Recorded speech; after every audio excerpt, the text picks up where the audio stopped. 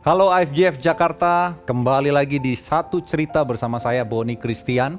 Di sini tempatnya untuk kita menemukan banyak cerita-cerita yang luar biasa, testimoni-testimoni yang membangkitkan semangat kita kembali untuk mengiring Tuhan. Oleh karena itu, apabila teman-teman sekalian ingin testimoninya dimuat di Satu Cerita ini, cepat masuk di link tree di bawah ini, lalu klik link tree tersebut, lalu isi form testimoni.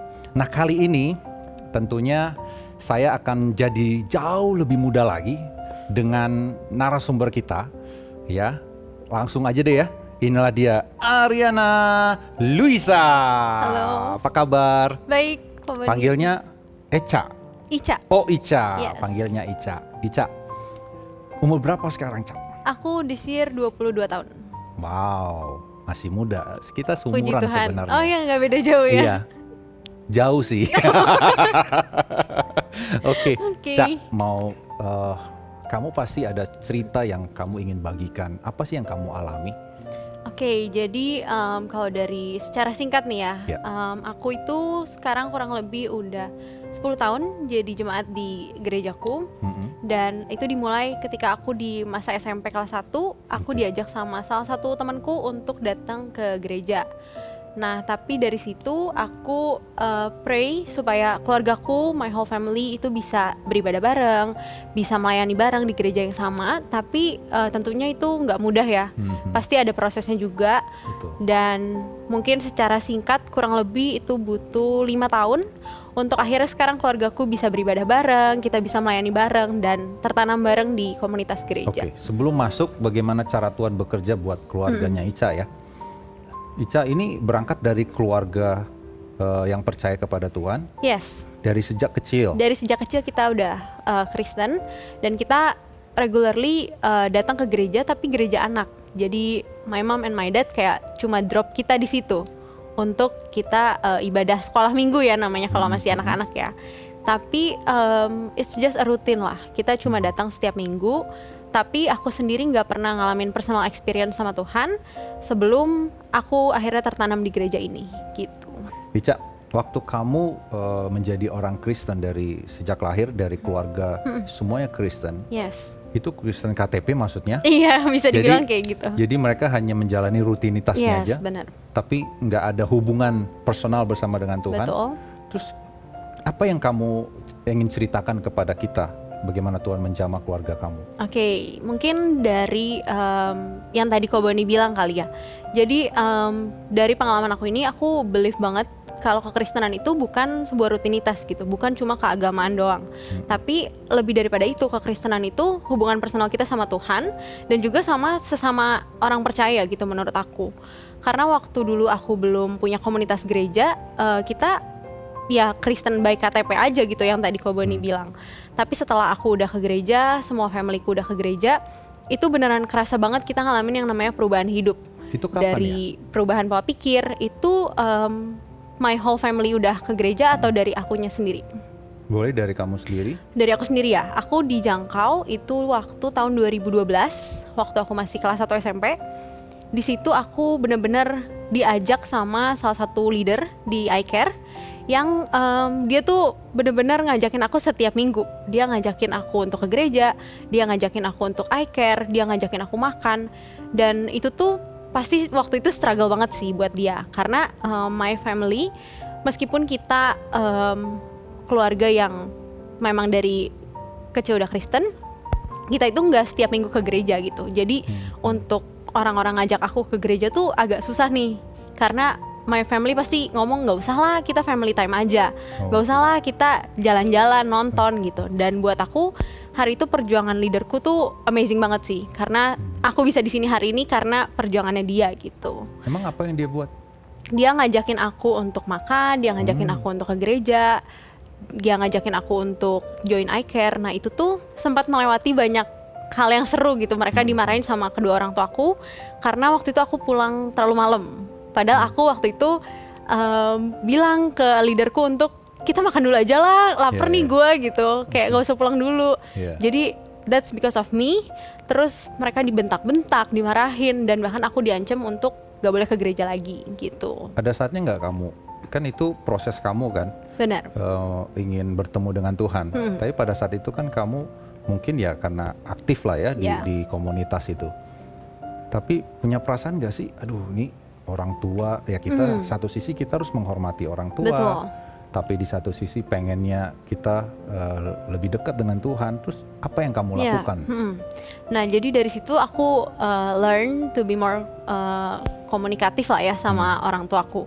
Jadi aku bilang aku mau ke gereja nih setiap minggu. Boleh nggak kalau misalnya aku ke gereja nanti kalian jemput gitu. Nanti baru dari situ kita nonton.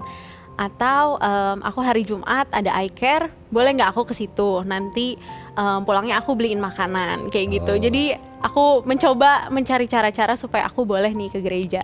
Tapi nggak sampai di situ, aku juga pray supaya bukan aku izin doang ke gereja, tapi mereka juga bisa ke gereja gitu. Terus perjumpaan kamu dengan Tuhan seperti apa? Nah, dari tahun 2012 itu kan aku diajakin sama my leader untuk join iCare. Setelah itu aku diajak juga ikut kelas-kelas. Mungkin kalau di sini familiar sama kelas-kelas Come, Grow, Serve, Lead. Nah, semacam itu. Nah, di situ benar-benar aku ngalamin perjumpaan pribadi sama Tuhan. Aku beneran ngerasa sembuh, aku beneran ngerasa aku reminded again of how much I'm loved, that I'm worthy gitu. Dan di situ aku ngalamin yang tadi aku bilang soal perubahan hidup gitu.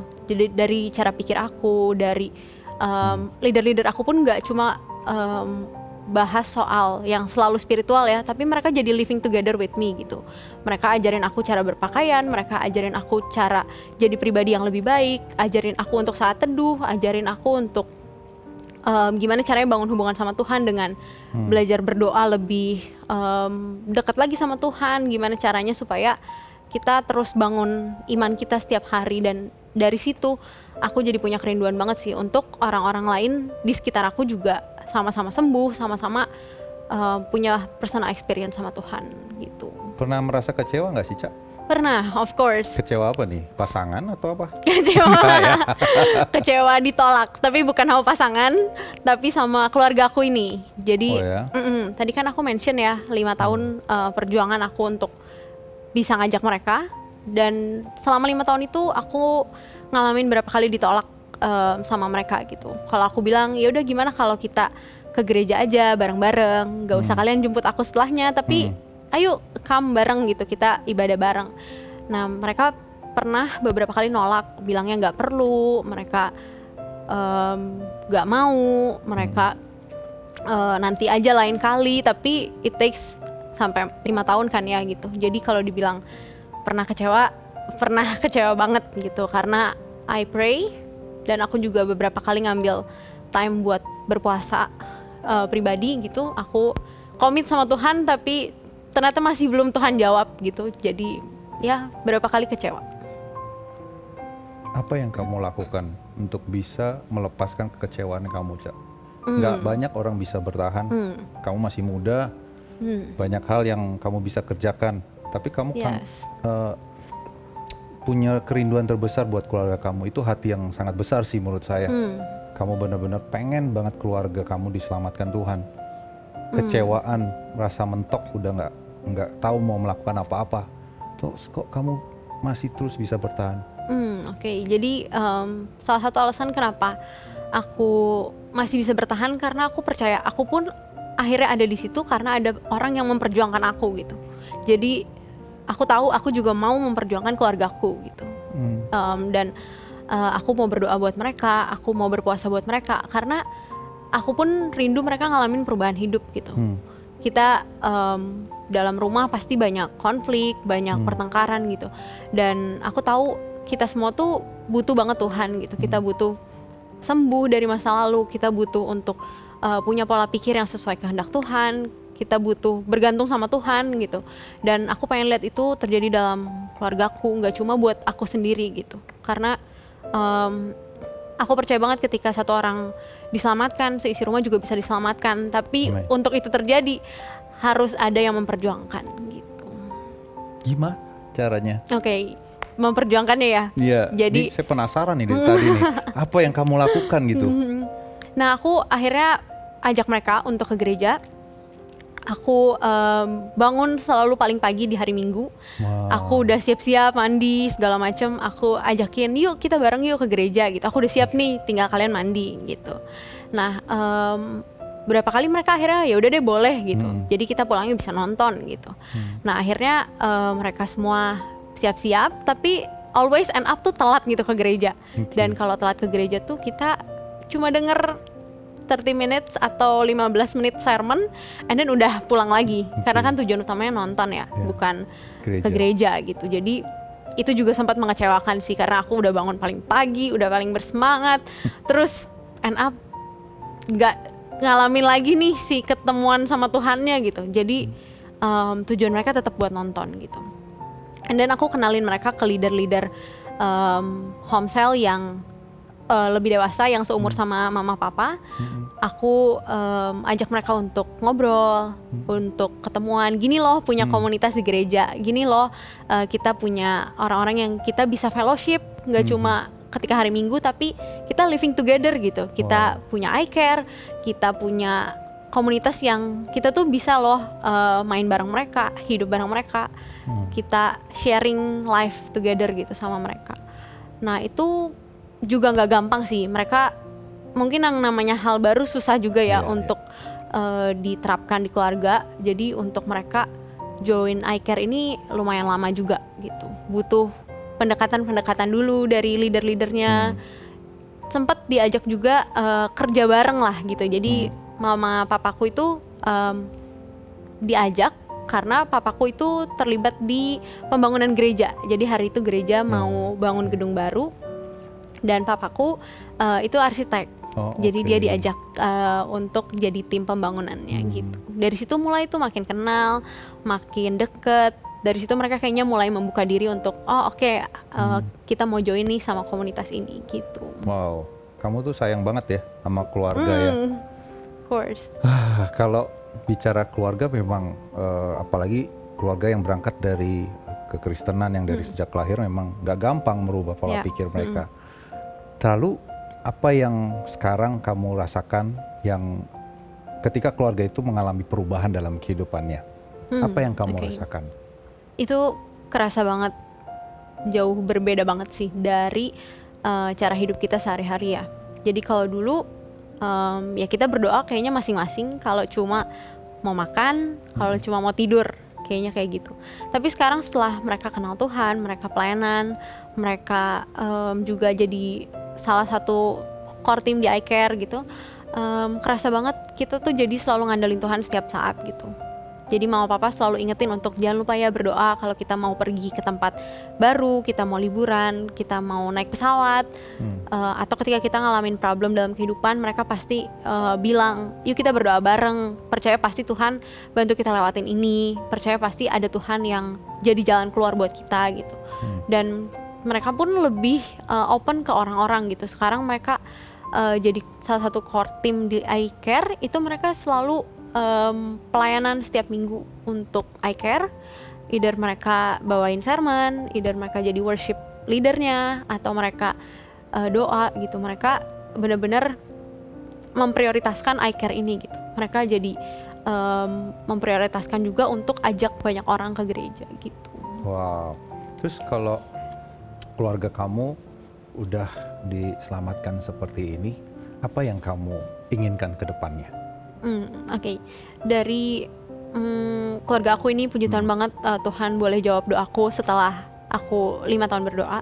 Aku pun pengen gak cuma keluargaku yang boleh diselamatkan, tapi ada keluarga-keluarga lain juga yang Tuhan bawa untuk mengenal Dia lebih lagi gitu. Aku mau start dari apa yang ada di tanganku sekarang. Aku salah satu iCare leader juga, dan aku mau bawa anak-anak iCare aku ini untuk mereka bisa kenal Tuhan lebih lagi, dan lewat mereka boleh banyak lagi keluarga yang jadi berkat buat keluarga lainnya lagi, supaya semakin banyak orang kenal Tuhan, supaya semakin banyak keluarga boleh dipulihkan. Wow, ini bicara tentang komunitas nih ya, iCare. Komunitas itu penting banget sih ya. Betul, setuju. Itu yang membawa kita pada banyak perubahan. Kalau kita lemah ya ada yang memberi kekuatan, betul. Ya mendoakan kita. Menurut kamu seperti apa sih komunitas itu sebenarnya? yang kamu rasakan dalam perjalananmu, mungkin kelelahan kamu untuk keluarga, kan kamu pengen keluarga dulu diselamatkan. Yes. Ya kalau kita lihat sekarang udah Tuhan kerjakan nih. Yeah. Tapi pada waktu itu kan kamu pasti ada stresnya juga kan. Iya, betul. Justru dalam komunitas yang kalau boleh saya simpulkan tadi, kamu bilang bahwa komunitas kamu bisa jadi tetap semangat, Iya, gitu kan? benar. Terus apa sih yang didapatkan di sebuah komunitas itu? Aku ngerasa banget komunitas itu yang tadi aku bilang ya, kita sharing hidup bareng tuh beneran dari setiap aspek kita tuh saling menjaga satu sama lain gitu. Dari cara kita ngomong gitu. Mungkin kalau teenager, aku dulu waktu di Jangkau masih junior high school ya, jadi masih hidupnya tuh kayaknya bebas banget, main terus, gak ada purpose gitu. Tapi ada leader-leader aku yang ingetin aku untuk jangan lupa untuk prioritasin Tuhan, jangan lupa untuk datang ke iCare, jangan lupa untuk ibadah di gereja gitu. Daripada kamu ke mall setiap minggu, kamu juga harus take time buat kamu ke gereja gitu. Terus mereka ajarin juga cara berpakaian, mereka ajarin juga cara ngomong di depan umum, mereka kasih banyak tanggung jawab.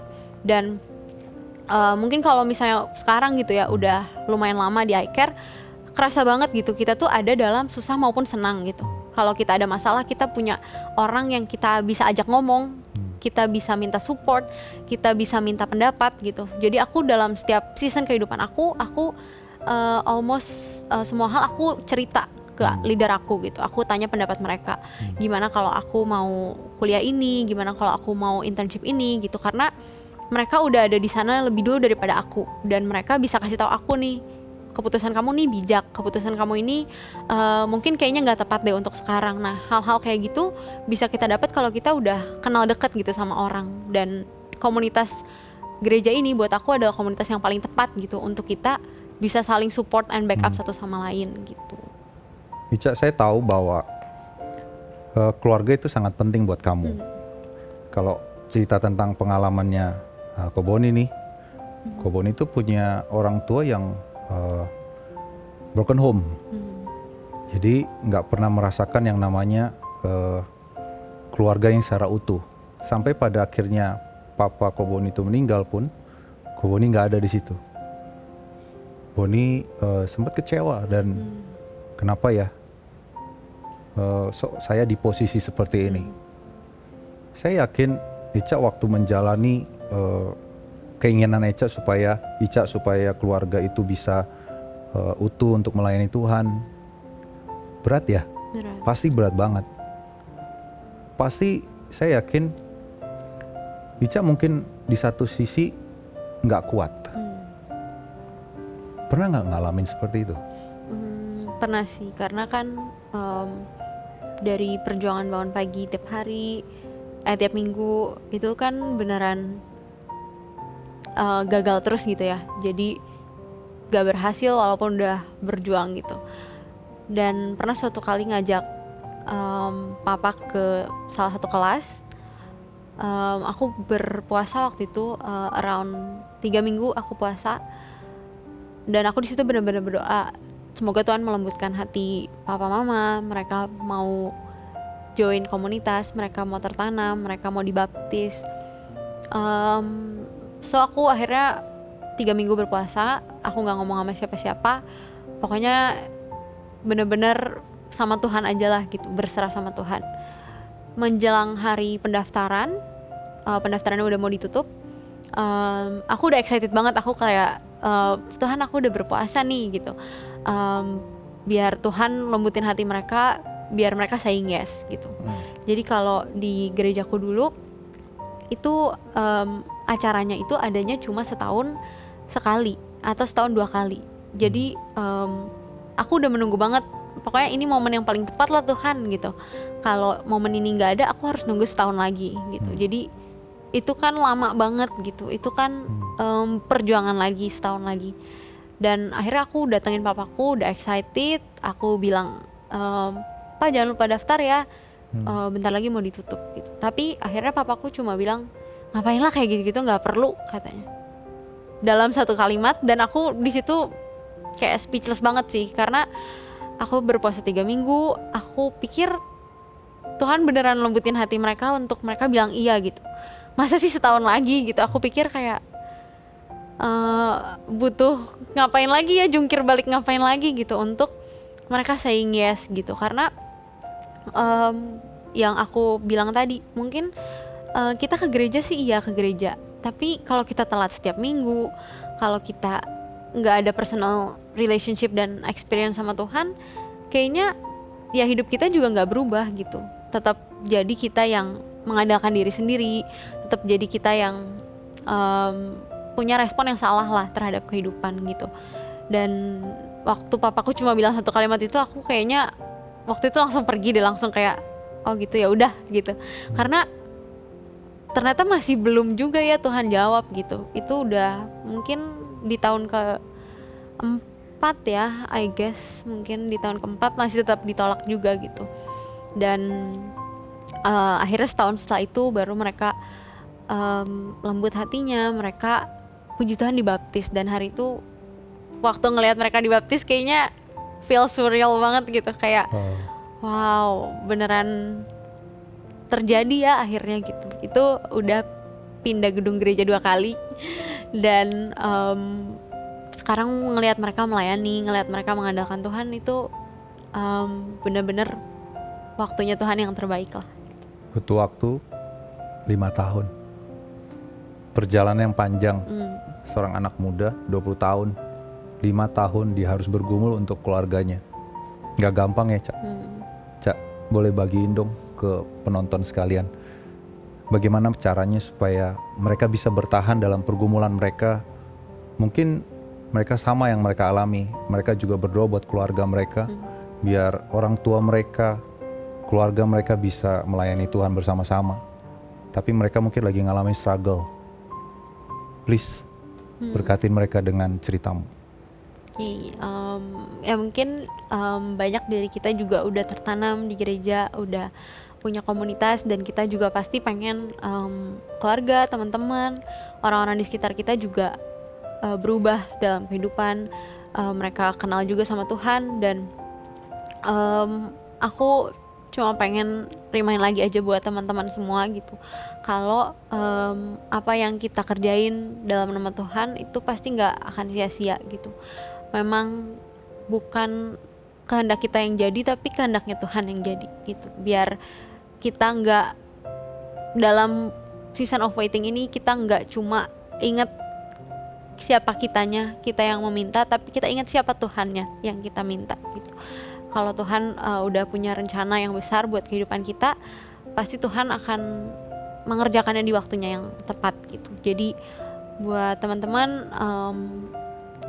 even kecewa, even kayaknya sulit untuk menunggu, tapi selalu punya pegangan untuk kita bisa bertahan gitu. Bisa dari teman-teman komunitas kita, bisa juga dari our revelation dari hubungan kita sendiri sama Tuhan gitu. Aku punya satu ayat yang aku selalu pegang, itu di Isaiah 40 ayat 31, those who hope in the Lord will renew their strength gitu. Dan aku percaya banget, aku berpegang dan berharap sama Tuhan yang Maha Kuasa, yang besar, yang akan selalu kasih aku kekuatan bahkan dalam masa penantian aku gitu.